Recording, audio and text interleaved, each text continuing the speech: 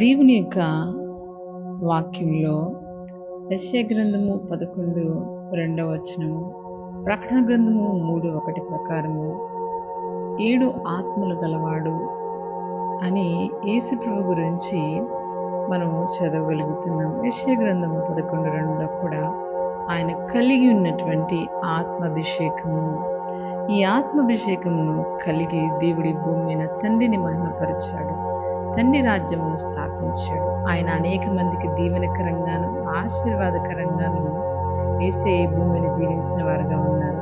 నీవు కూడా ఆశీర్వదించబడాలనుకుంటున్నావా?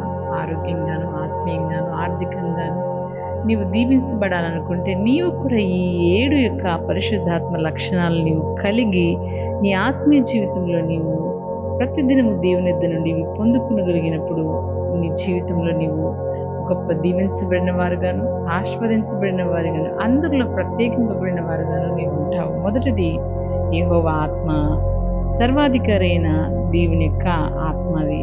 జ్ఞానాత్మ, వివేకాత్మ, ఆలోచనాత్మ, పరాక్రమాత్మ, జ్ఞానాత్మ. చివరిది యెహోవా యందు భయమును పుట్టించేటువంటి ఆత్మ. దేవుని యందు భయభక్తులు కలిగి ఉన్నప్పుడు ప్రతి ఒక్కరూ దీవించబడతారు. దేవుని భయమును, భక్తిని ప్రతి ఒక్కరూ కలిగి ఉండాలి.